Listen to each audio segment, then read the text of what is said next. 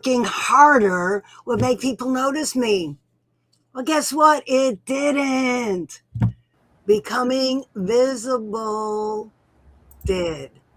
You want to know how? Stay tuned. Hey, Francine. Hi, how are you How today? you? I'm great. I'm No. visible. Yeah, I'm so excited to be continuing the social media conversation, which is actually pretty interesting because if you've been watching the Believe Retreat live stream for a while, you know that social media is not my favorite place to be spending time. And But it is my favorite place to be spending time, which that's a plug for collaborations and partnerships because you could use each other's genius because Heidi's great with the back end tech stuff. I'm not. And we're just the perfect partnership. And now, if you are social media adverse, is that a good way of putting it? allergic to social media. Allergic to social media, you can join our team and become part of our social media ecosystem and let us help you create your content, put you in front of our viewers, and share our audience. And if all of that sounds really good to you and you're like, how do I join the team? If you have time after the live stream, right after the live stream, as soon as we get off here, we go into a Zoom room. And if you scan that QR code that I just put on the screen, you can register for that. And if you're watching the replay, we do this Q&A session every second Tuesday of the month right after the live stream. So if you register for that, you'll be on our Google Calendar reminder. So you'll get reminders every second Tuesday of the month to join us for that. And well, let's just talk about the portal party too, so we don't forget. Once we get in So we that, just get that out of the way, and then we can hit the social exactly, media, right? because There's we so can much to forget talk it. about. Because the portal, I think the portal party is one of the coolest things that we offer, especially because it's free. Mm-hmm. You Totally understand? free. Hang out with your creative friends. Costs nothing. And it'll help you get feedback on whatever you're doing. And one of the cool things about the portal party is we could also make content out of it because all we have to do is record. And when somebody says something brilliant, which they always do, we could clip it up and make some social media content out of it. And Heidi, I made a clip from our last week's episode to show everybody what I'm talking about. We just had a little fun talking about the portal parties, and I just made a funny video just from a clip from what we were doing. So if you like this video and you think it's cool and you want some of this for your content, then come to a portal party, come to our Q&A session and find out how you could work with us. Is now the time to press play for the video? Show that portal party is an opportunity to get feedback on anything you're working on. Until Heidi got feedback that people didn't understand what her social media was about, she didn't know she needed to change it. It's so easy to The say. porta potty is where we take you away from in a portal party. If your idea belongs in a porta potty right now, come to a portal party to get it out of the porta potty and help it make sense.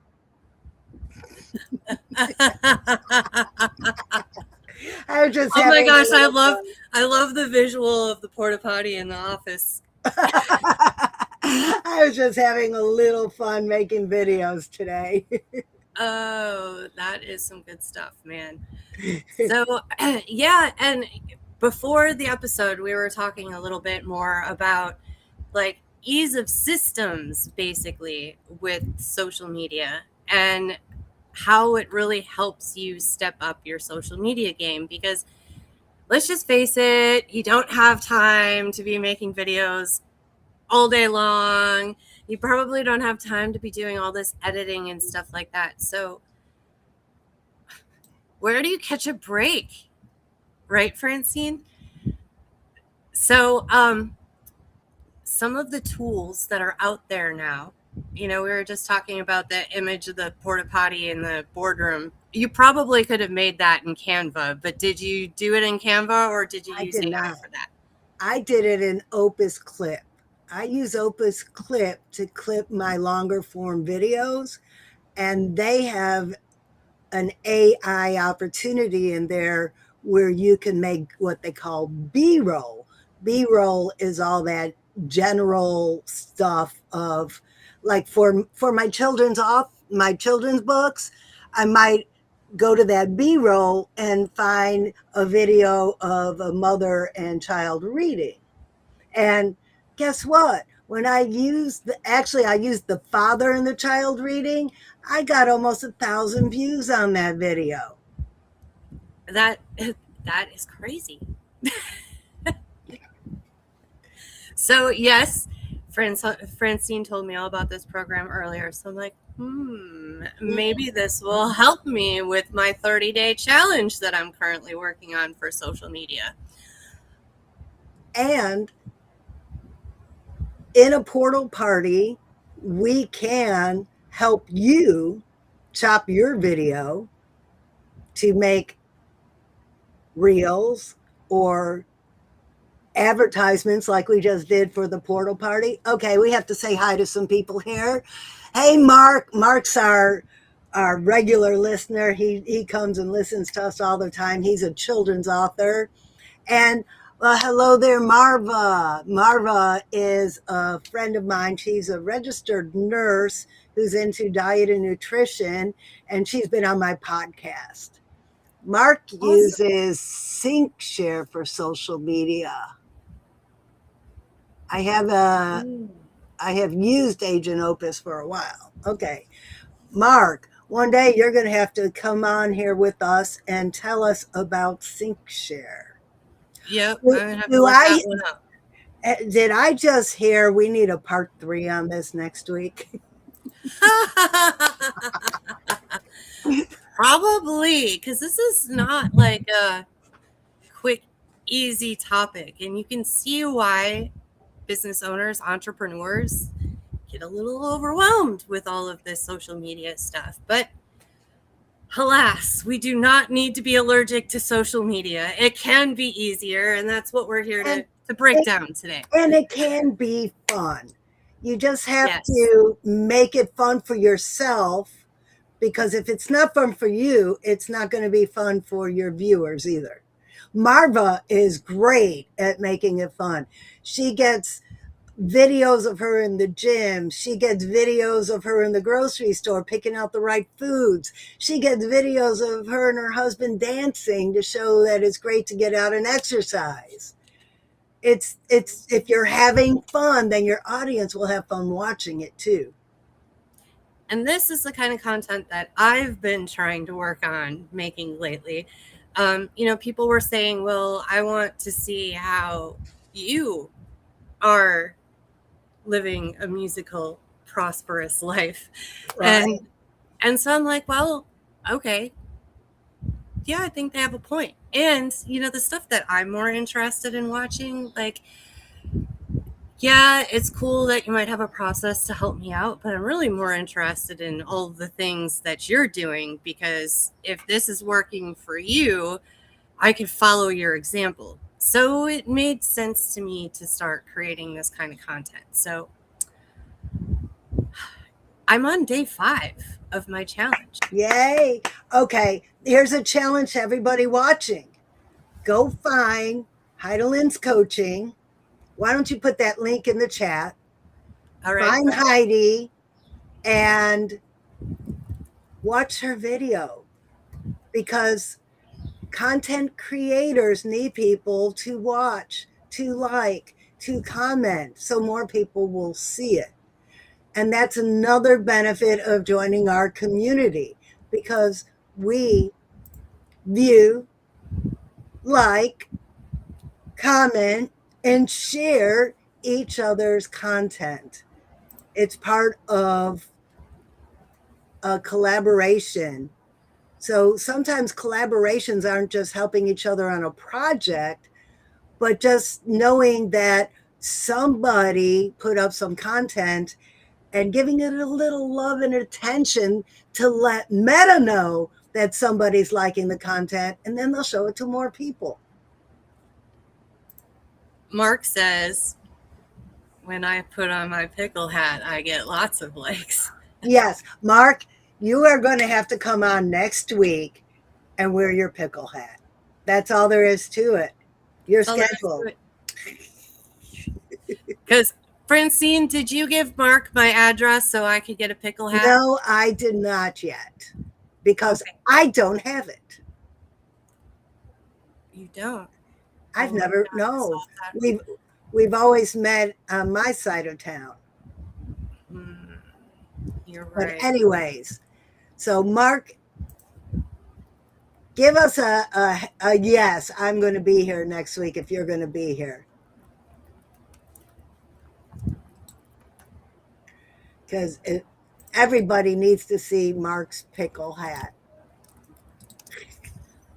Okay, Francine, I just sent you a text message with my address. Okay, I will send that to Mark. Oh, here is a fantastic question right here, Marva. Thank you. Do these likes and views necessarily lead to purchases of services or products? And interestingly enough, this was exactly what I was working on today. Because I finally started building my team. This is another reason why I'm a little more excited about social media, because it is not me anymore trying to figure out everything and do everything. Big sigh of relief, right? But now that we've been working on this for a little bit of time, now it's looking at the analytics and seeing, is it improving? Are we actually getting people to click on links? Are we getting people to do things?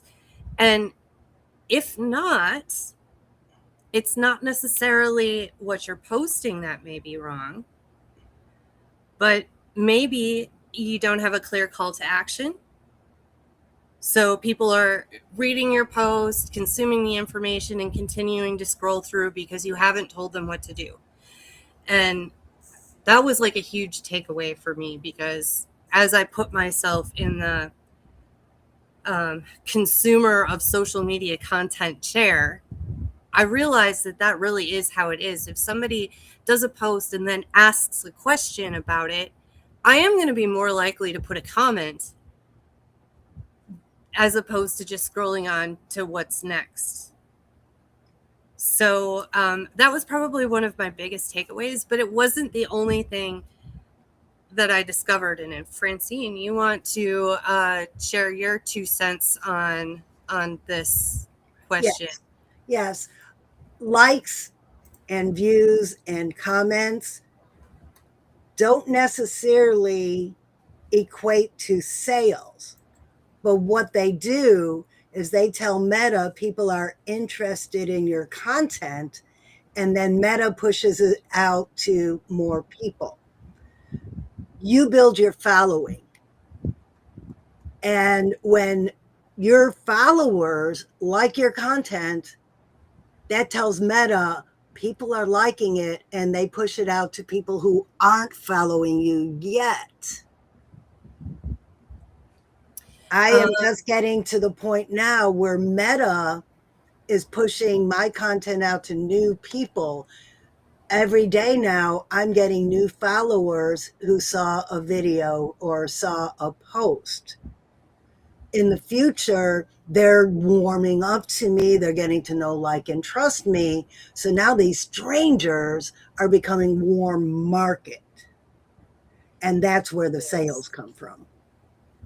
And something else that I realized was taking a look at your analytics and see who's actually engaging with your content. And then ask yourself, are the people that are engaging actually the people that you are trying to help or you wrote this story for?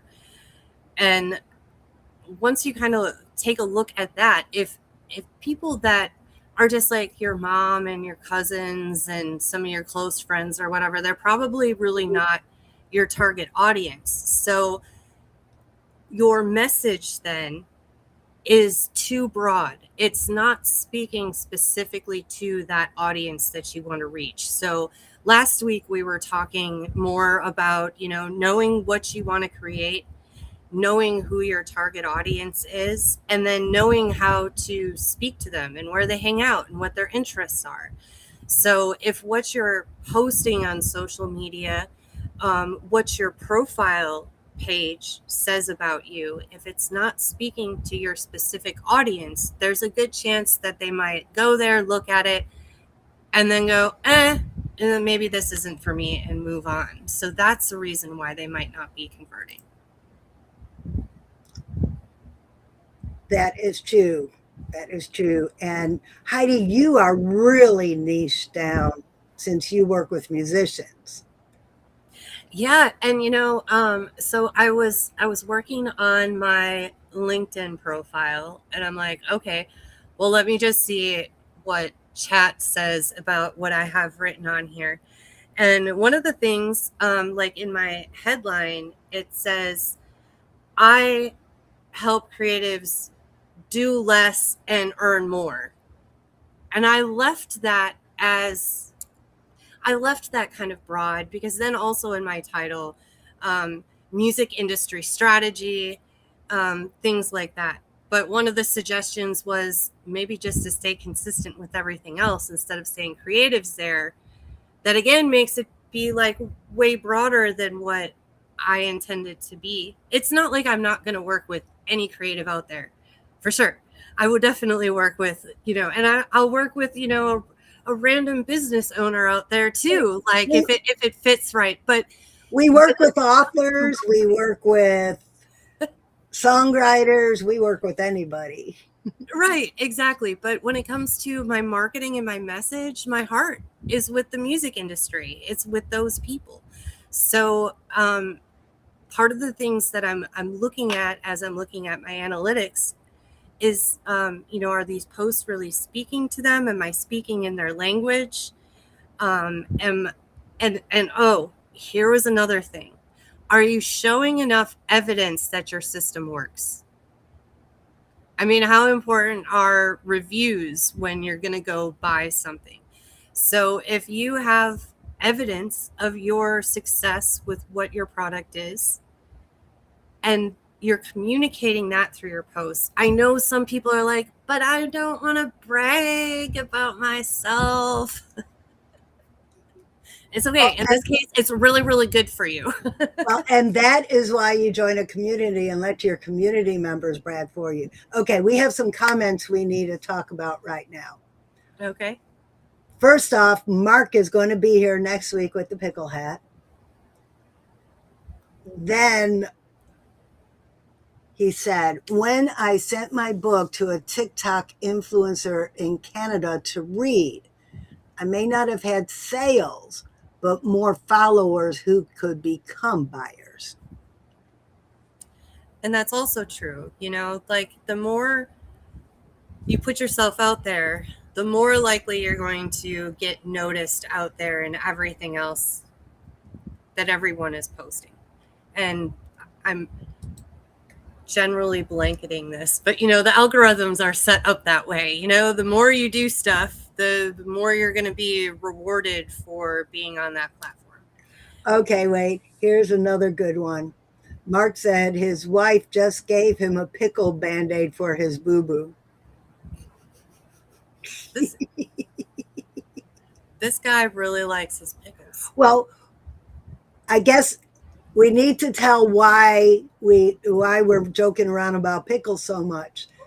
Mark's newest children's book is called Nikolai Pickle Eye. Oh, So now it's it's part of starting to make it. The sense. pickles are part of his brand and how he gets attention to his brand. Almost like Sparkle Feathers is my brand. So I have Sparkle Feathers everywhere because it's a conversation starter. So, Mark, do you have a Christmas pickle for the hide the pickle in the Christmas tree game? Because if you don't, it's not too late to start planning for this Christmas. I love it. I love it. I love it. I have never heard hide the pickle in the Christmas tree. Yeah, it's a thing my boyfriend's family does. There's like a pickle ornament and it gets hidden in the Christmas tree, which I think is great from somebody who decorates and stuff. And I think sometimes people just don't appreciate all the effort I put into the Christmas tree before. But when there's a pickle hiding in there and there's like a $20 gift card with your name on it if you find the pickle first, you're going to examine all of that tree. So that's my favorite part about the game. Okay, Mark, you need to have a Christmas pickle. And Mark, by the way, we will send you the link so you can get into the Restream Yes. studio next week before we go on. Yes. For sure. I'm excited about this. So let's see, what else did we not cover? Well, we talked about using tools that help you make it easier. We talked about leaning on your community. Finding someone who has strengths and is already making content and stuff. Hey, can we work together and do this? And if you don't know anybody, the Believe Retreat Anthology is a fantastic way to get involved with the collaboration, and we're working on stuff like this. And okay, we have another question. Do I okay. have that activity sheet to do this? Mark, I emailed it to you. So now let's talk about that. I made a worksheet to help you develop your target audience, to help you figure out who your target audience is and how to talk to them. So if you want that, plop a worksheet in the comments and we'll get together so I can email it to you or try to find a way to give you a quick link to it soon. All right. Yes. That is a pretty nice worksheet that you put together, Francine. And I mean, even if you feel like pretty confident in what you have written down, but you're just not seeing as much action as what you'd hoped, do the worksheet. Revisit all the questions. And then come to a portal party so we could get your idea out of the porta potty. That's right, because I mean, if you fill out the worksheet, come to a portal party, I guarantee that you're going to get some perspective that you are not seeing just working it out in your own head. And I think that's one of the more difficult things about being an entrepreneur. If you don't have a support system around you to talk to about all these little different components that pile up, or you don't have somebody to just have fun with it, it becomes like so much weight and you feel alone and you kind of feel like resentful. I feel like when I'm getting in that state of mind. So don't go there. Don't go to the porta potty. Come to the portal party. And let's just explain. We schedule them based on your availability. Occasionally, I'll get one scheduled and we'll send out an announcement. So get on our email list so you can be notified when we do schedule a portal party. Or, and here's the better plan, why don't you schedule one that fits your schedule? And then you invite your friends, we invite our friends, and we make it a party. We can make content, we can improve content, we can bounce some new ideas off the wall and help each other. And I just have to tell my favorite portal party story. Sue was about to quit writing her children's book because she got some feedback that made her feel like a failure. She came to a portal party, and within 1 hour, you could see that light bulb go off. 2 hours later, her book was written. And now, 3 months later, that book is up on Amazon and she is working on book two. It's powerful stuff. That is probably one of my favorite stories from the portal. Stories from the portal. Ooh. Ah, that's it. Stories from the portal. You know what? We need to start collecting those because those are our best testimonials and reviews. Oh, speaking of testimonials, look at us applying what we talk about. All right. Well, that wraps it up for today. We're going to be heading over to the Zoom room as soon as we get out of here. So hold on. Let me just put that really quick back up here so you can scan the QR code if you want to join us. Here it is. All right. And with that, I will take us out. If you can conceive it, you can believe it, and you can achieve it. From the head to the heart to the hands. Oh, yes. Yes, you can. See you later. See you.